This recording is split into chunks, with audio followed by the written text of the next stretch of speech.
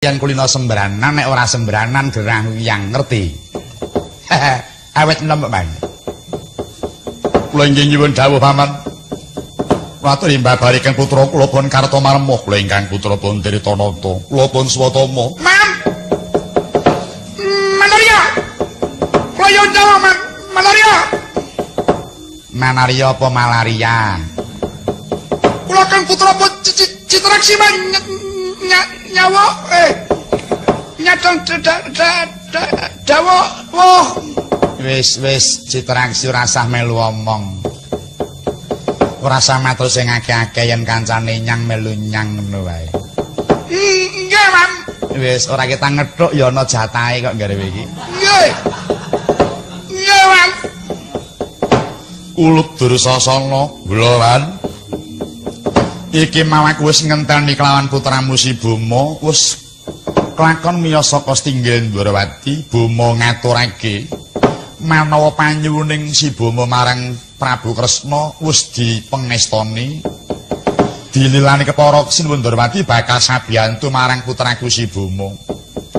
Oh ngoten Pan. Iya pancen mengkono. Menawi ngaten napa calonipun Kakang Kresna badhe melu Kurawa Pan?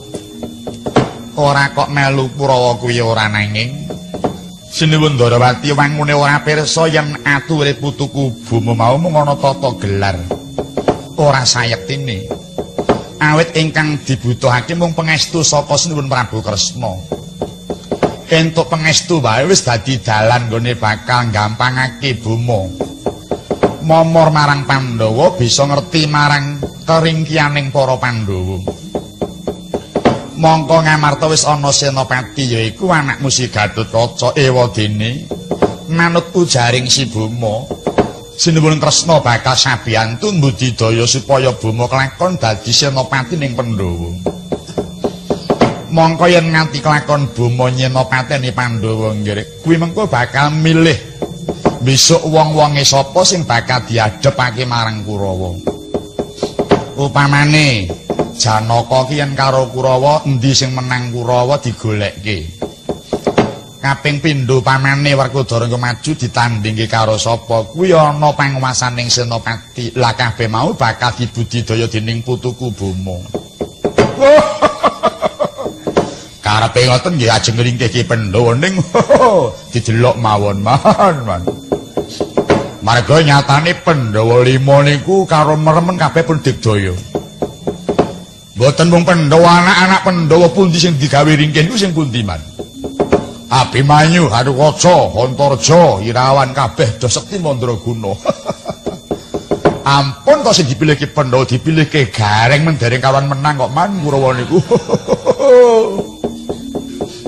Ora usah dadak kowe ngendhoni marang karepe putuku Boma. Ponakamu Boma wis gelem melu Kurawa iki wis sembah nuwun marga iku mujudake kekuatan kanggo mimbi marang ampuing para Kurawa. Kowe ngerti to yen Kang Putra Boma kuwi duwe aji Pancasona. Nggih. Ning saeling kula sing gadah aji Pancasona niku mboten mung Boma niku, Man. Kurangane napa Dasamuka niku? Mati urip meneh niku wong sak pinter-pintere bajing mlumpat. Tekan nggone pun kecemplung jurang. Buktine Dasamuka niku arep mati urip nyatane kali munyuk putih nggih kalah ngoten. Pancasona nggih ilang ngoten kok man Suradira. Jayane ngrat. Lepur dening Panastuti. Lah iya. Nanging sing percaya atimu nggih Dursasana. Nggih. Percaya kula delok mawon. Napa kelampahan Boma ajeng sabiyantu kalih Kurawa kula tingali mawon. Yen nganti Boma kelakon bisa menangake Kurawa besok Bratayuda. Kula duwe nadar sampeyan kula rabekke melih ora ampun to niku. Wis kene obak-obak uripku kene nggih. Nanging ana pepalange kula Dursasana sinten pepalangipun? Pepalange Kang Raka Mandura anak Prabu Baladewa kang uga midhanget marang kesaguhane Kang Raka Ndwarawati.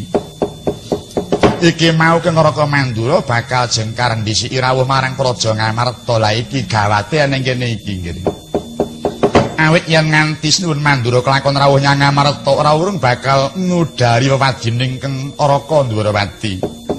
Lan bakal gagal apa sing dikarepake putuku Bima. Lajeng iki mau wayahku ing prajurit terus pasrah lawan Keng Paman.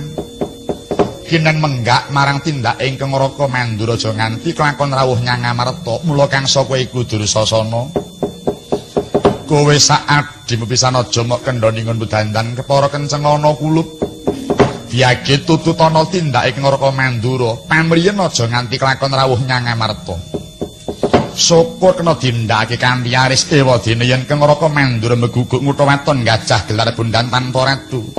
Rampung ana babar pisan ngger sepira banggane wong siji. Tanding karo Kurawa sing akeh ora bakal menang Sinuwun Mandura. Lada. Legan golek momongan man. Udik-udik macan turu. Lawang jarak kok kalih Piyayi Madura man. Pun jeleh nyawang srengenge. Lawang kula sakadang kok ken menggak Kakang Prabu Baladewa gedene ken nyirnake niku napa saged man. Lah nek kowe arep mangkat wis kendho iki apa kelakon ngger kowe engko ngger. Wong lagi arep mangkat wis ora duwe greget iki apa kelakon kowe engko menggak karo Keng Araka Mandura. Piye ngger. Pirang-pirang cace kumrembyah kok tanpa duwe greget iki kepiye? Ini pokoknya bagaimana man? Kalau bicara itu to the point saja man. Saya disuruh apa gitu aja. Durmagati kowe tak dawuhi menggak Sinuwun Mandura yen ora kersa kendel patenono. Lah gitu aja rak selesai to, Man. Jangan khawatir nanti sudah ada di tangannya Citraksi, Man. Loh, tak kira tanganmu dhewe. Saya milih bocah ngarep niki, Man. Karo sing wedoke nyembah kok kon perang. Nek nyembah ya kapiran ya. Iya, wong Cik. Sugih bojomu. Swatama kula wonten dawuh metu njaba. Njawi wonten menapa? Oh kowe ya edan ngene kok kowe iki. Ya bocah iki nek bero kabeh. Karta maremo kula wonten dawuh kowe metu njaba nggih perintah napa Wadyabala. Kinen padha tata-tata sang pegaman kang wigati sumusul marang Keng Araka Mandura menggak aja nganti rawuh marang Amarta kawula nom. Dawana bocahku sumontali ngababahi titianing para satriya kawula nom. Ingkang wekasan kulup natapa tengara bendhe kaping 3 pisan dandan pindhung lumpuk ping 3 bodho paramadal pasuwanan paman. Mundur sang Karta Marma kundanging Prawadya palasaneka umyung swaraning pendheperi kubar gurnang kalawan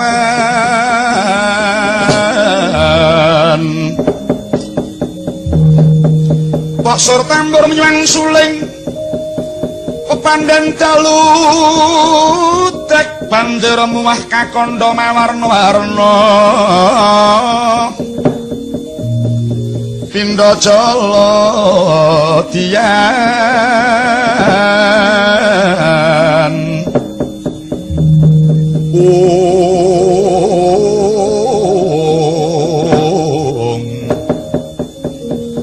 Asrika Wuryan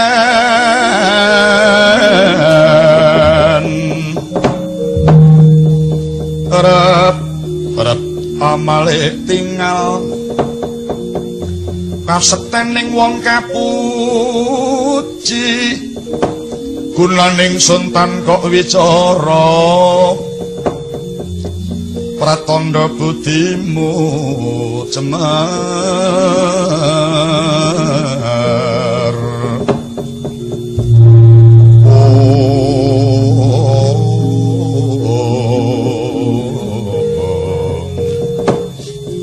Malik Gusti mung pamrih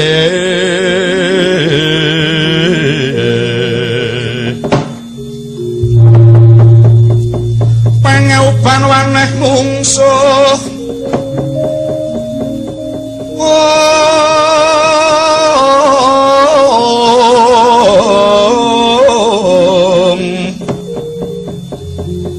ingsun wis ngumen-ngumen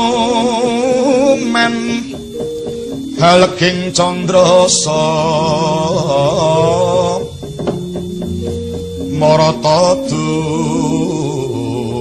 lunan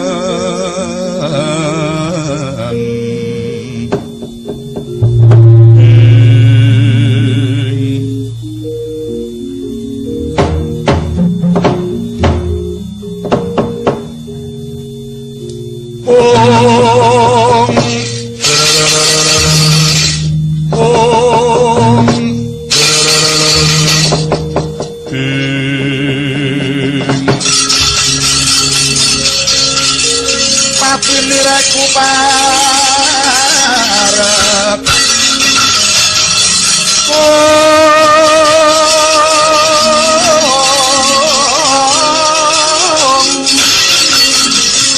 yo hangrangku suku ngarep nyuwun urip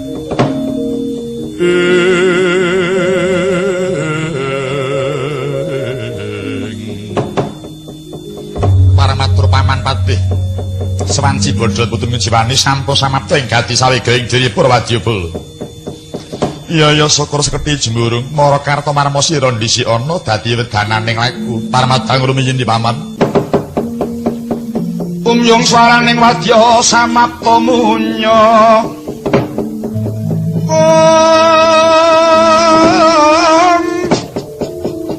Kendang kong beri rebut papan ing sajuru-juru tanghono liru parna Yono katih monggo susu ing Prawadya Kuswa dari sang Yono katih mahamot susiro prawira tumanggu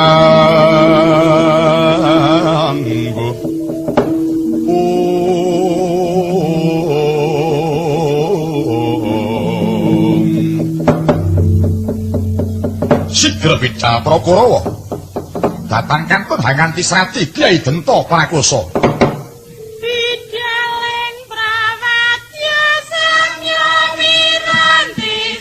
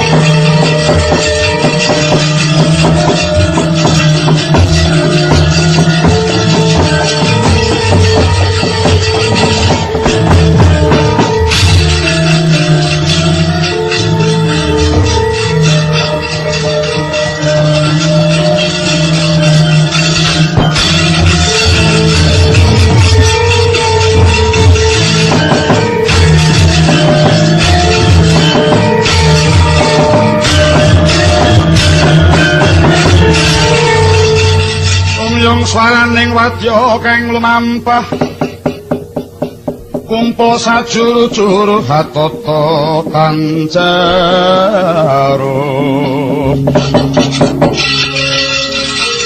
semira nek parna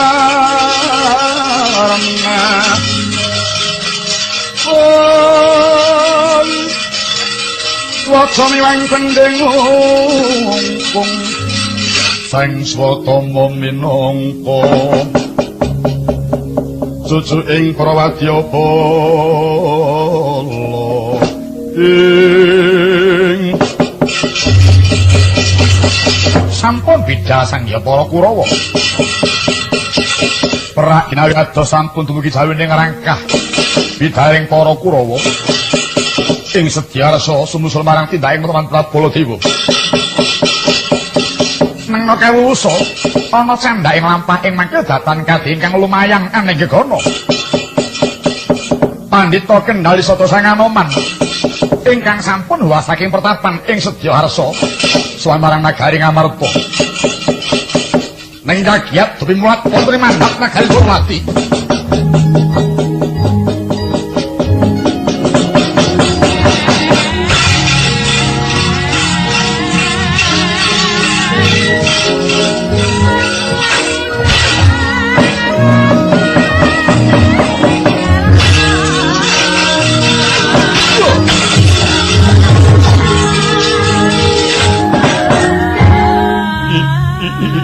jagat Dewa Bathara sawetara nggon lumaksana budhal saka ing pertapan Kendhali Sata ing pangajab bakal suwan marang nagara Ngamarta mertuwi marang putraku ing Pringgondani kang lagi nandhang Wiyadi ing sedya aku bakal suwan marang Durawati bakal ndereke Gustiku Prabu Kresna nanging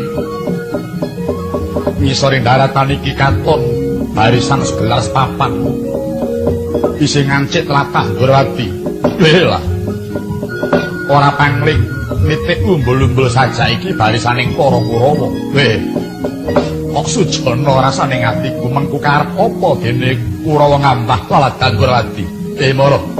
Tak segane sapa kang dadi panganjure laku iki?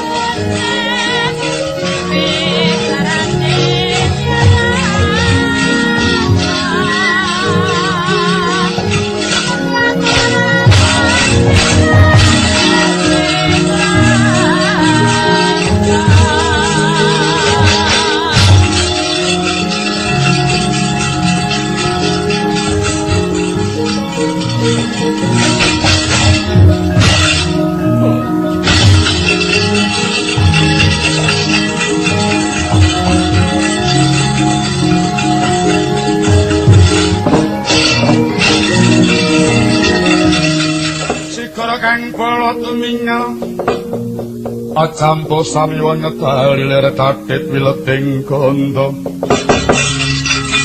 kang lengkung mangun sanglit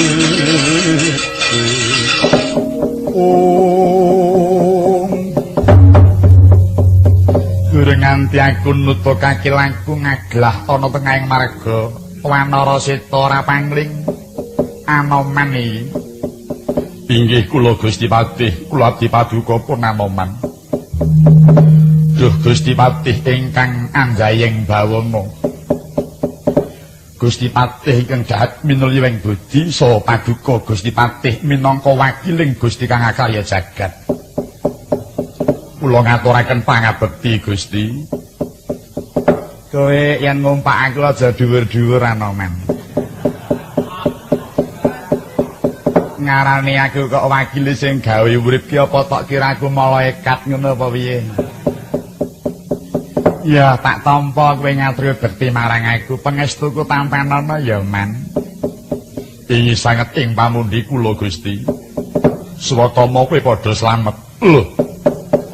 Anggepmu apa ora basa karo aku? Aja kurang pangapura aku ora basa karo kowe.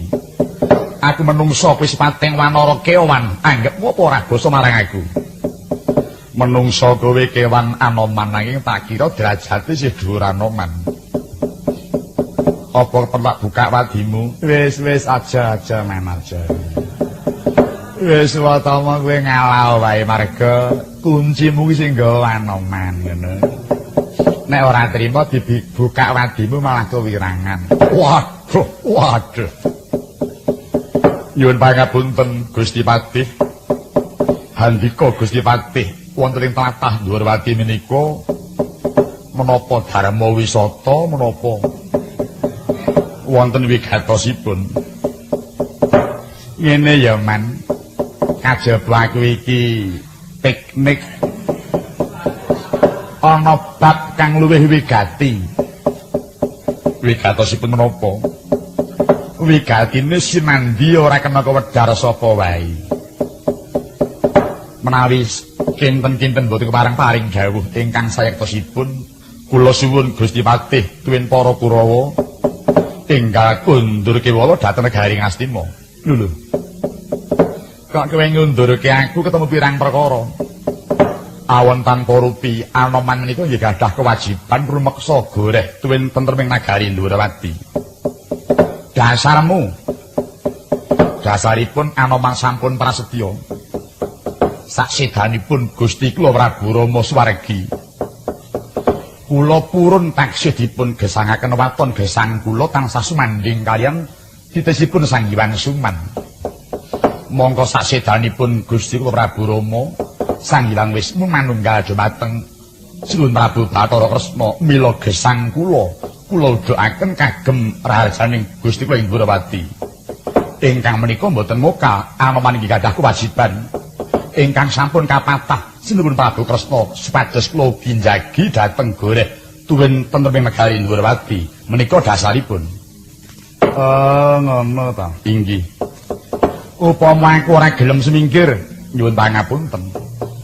Menawi kinten-kinten andika dipun kunduraken kanthi alis boten kersa, paripaksa kula badhe ngangge kekiyatan ingkang wonten pun anoman. Lho. Kuwi aja waton sulaya lho, Man. Aku mrene ora ijen nanging nggawa Kurawa komplit yen nganti aku wis entek kesabaranku apa kelakon kowe dadi pengewan-ewan. Punika Kancing langit kelap-kelap. Aku nirking sangin sang maweh kandrung. Sabarang kaku germonyak nangis. Waduh, Patih Sengguni. Kaya diweden-weden ana anggepe apa? Gelem bali apa ora? Yen nganti ora gelem bali apa kelakon Patih mulih mung kaliaran. Lho, kowe yen ngomong mrene anakmu wae, Man. Wong tuwa kok tok tantang ki anggap ngopo? Mbuh, ora idep. Apa dikira ana man ngingrim nonton akeh Kurawa sing segelar papan kuwi? Nek mung Kurawa wis pira banggane iki tau tate-tate tau. Bal-balan ndas buta nalengka. Nek mung Kurawa sepira banggane. Oh, tak sambi sila tumpang tak uyak ora nganti sewengi para Kurawa. Wis, bangsa bodho ama iki sanggemamu nggih Swatama. Waduh, Anoman, praupa bayi bening. Aku sapa? Lho. Kena Swatama. Wis ngerti aku Swatama. Wong manggan mara tangan. Kuwi arep opo? Hasuwa Suta Utama. Hasuwa kuwi jaran Suta anak Utama becik. Kuwi anak mbelu arep ngendel-ngendel. Wah, keparat.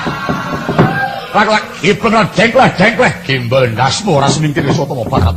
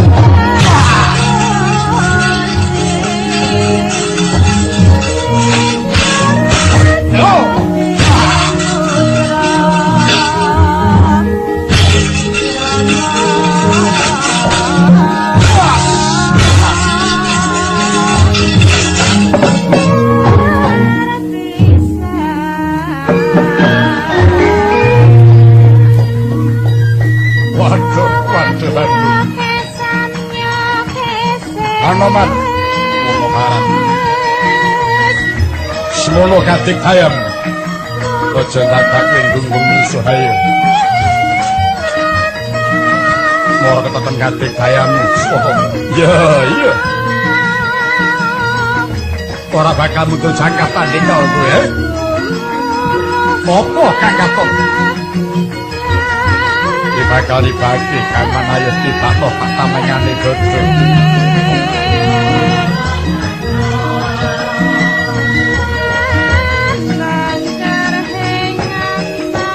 Orang hati-hati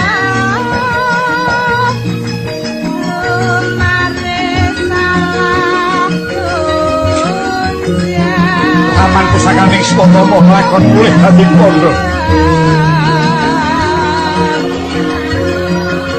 Di kamarmu sumpah lah kali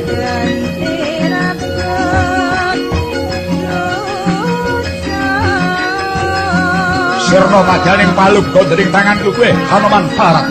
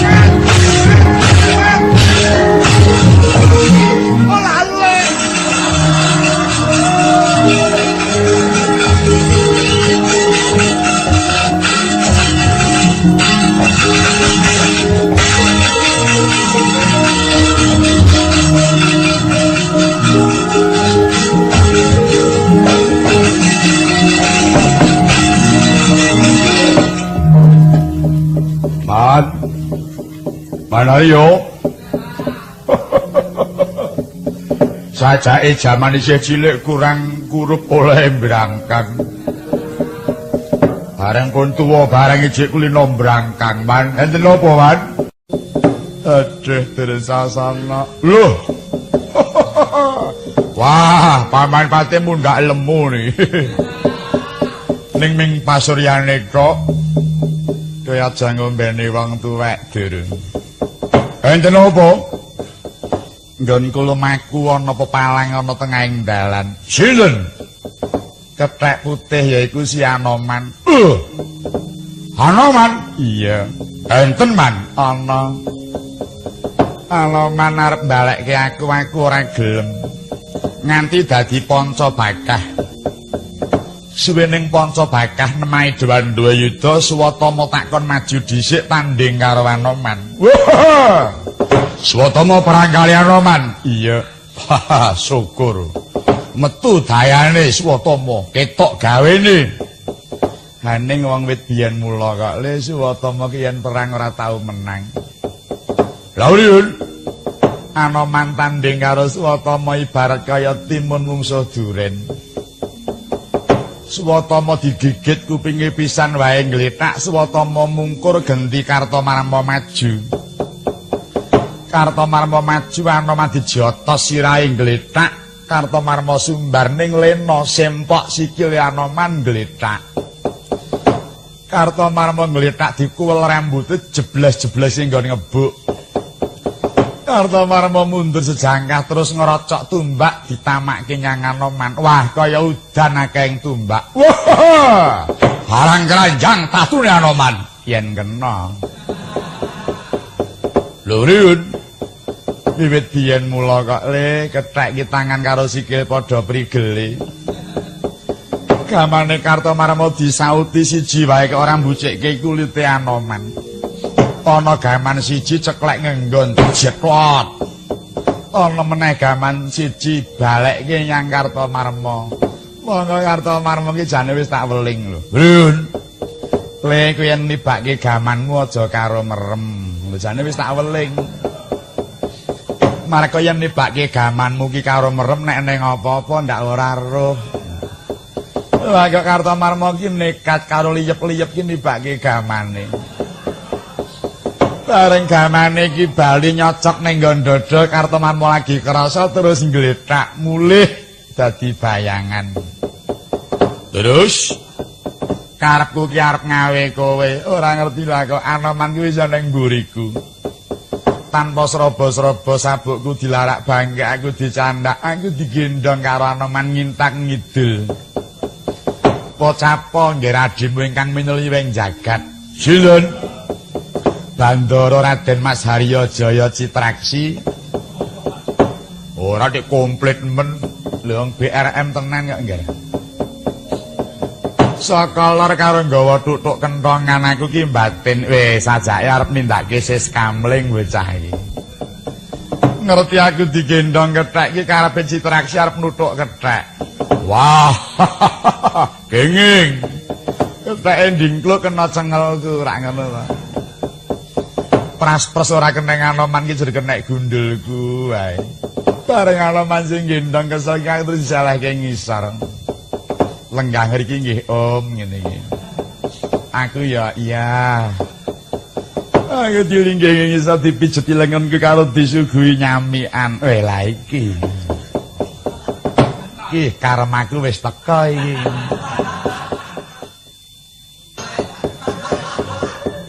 Cilik-cilik lho wong anggere ngemil aku ya ngono. Ora urung nggih mung pohong goreng. Wong klenyem kok nganggo lombok kene ora aku. Ah, ben semegrak kok. Dhuwur-dhuwure mung tempe gembas diwedhaki glepung.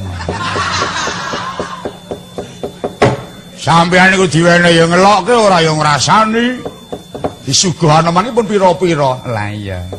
Iki rakake urung monggo iki. Padake ning tarupe man.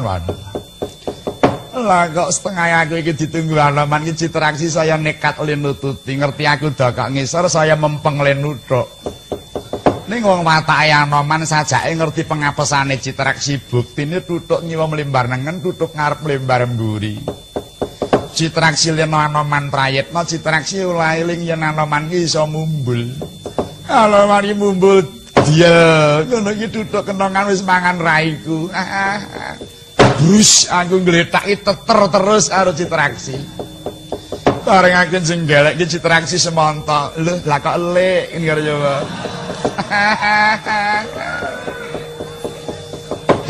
Apa jane iki kurang wong apa piye nglike dhewe kok dituthuk lho nek ra Citraksi. Wah, bola-bali. Bocah kok gragas like dhewe dituthuk. Lah iya ta. Ora ngelingi yen dhewek iki mondok nggone lik, ngene iki ora ngelingi. Ki pondoke wis gelem tak openi apa butuhe tak ragati lho. Lah kok like dituthuk lho coba lho. Wah, bola-bali kurang ulangan Citraksi niku. Aning kira-kira timbang nuthuk wong liya ngono yae. Tak nuthuk lik. Tujune kok aku ora nganti mati gara.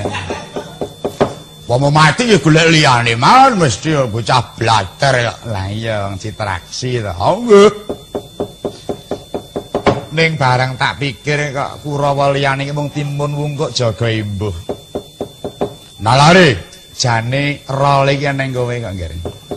Oh, tenane Mas. Lho iya. Kurawa pirang-pirang iki mung upil kuwi. Ning jane superstar iki mung kowe kok nggih. Wah, kuloan. Lho lah iya wong kowe. Mula kaya wanita karo Anoman. Wani mawon. Karo Anoman ora wani apa? Dudu Dursasana. Lah iya. Tur dheweke mung munyuk putih. Mung siji nek nganti kowe kalah rak ngisine sila. Oh nggih. Wani to? Ayo. Wani nuwun. Kok saya ora cetha iki. Lengane kokean. Ganggu swara. Nek kira-kira ganggu iki rasah didahar. Lho ning ngene iku Man, sampean kudu ngerti. Anoman iku ambak kethek ning apik atine lho, Man. Sapa Anoman iku? Mula mboten aneh yen dheweke dadi pendhita marga wong apik atine jujur tumindake lho niku. Dheweke pancen jago perang nek diwarai niku pancen nesu nek mboten nggih mboten wong apik atine kok, Man. Kowe iki jane iki wani ora? Yen pancen wani meneng tak tantangke saka kene.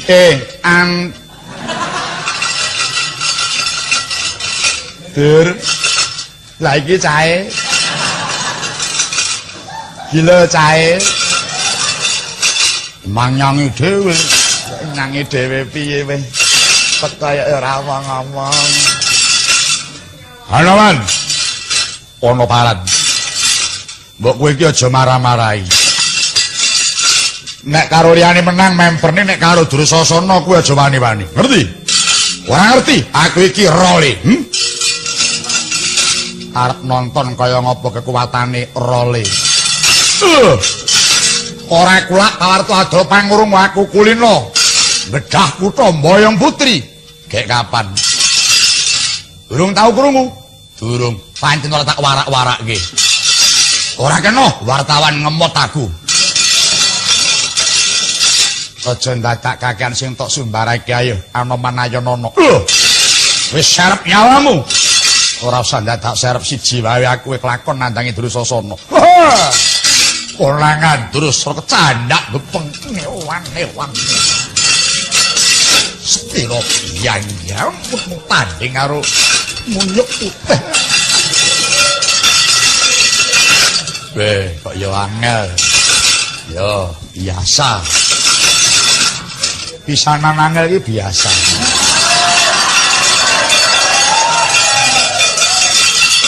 Oh, telateni mongso ora kecandhak. Tunggone iso wengi ora kecekel ki, Dan. Wong wis cetha alamate wis genah. Wong perang kok omong wae. Perangi menang sing tajem kok omong wae. Aku nek ora ngomongan ya ngantuk ae. Arep perangi ya omong-omongan sik ngene iki to. Arep perangi jak omong sik. Takoni jenenge sapa? Omahe ngendi? Dijak perang gelem apa ora lho ngono. Nek gelem sok kapan? Nyang dhewe apa dipethuk lho. Ijen mong nggawa kanca. Nek nggawa kanca sing kira-kira ora omong-omong.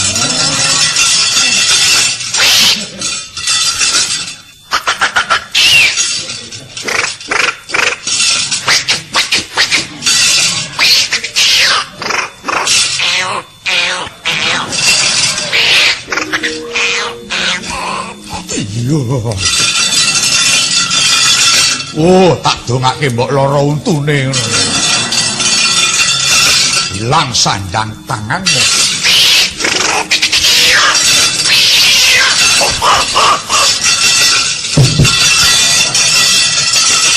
Ah, bekes yo. Candak cencang kowe ngon-ngon. Wah, nglangkai aku. Wah, ora kajen aku. Pangeran ya dilangkai.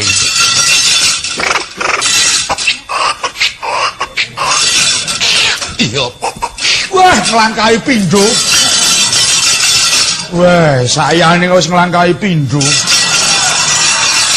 Oh. Yo, cangcut gesek. Wah, jare rombongan ya. Inventaris ya. Nganti suwek ngijoli. Kancane sing nglumpuk ndek gurum dhewe. Cancet gesek. Grenjel ki opo? Oh, layak rokok kretek. Salah kayak gini sih. Kepancal roman sida ora udut. Lagi ngirit-ngirite.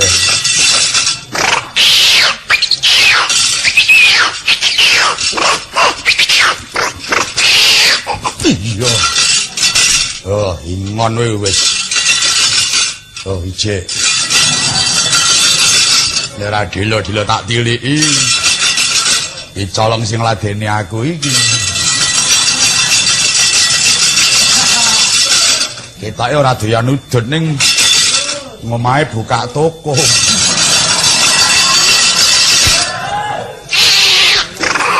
Iya, mati. Wah, ya gandul. Oh, tak titeni anggere kalah mesti gandul kok, Dek.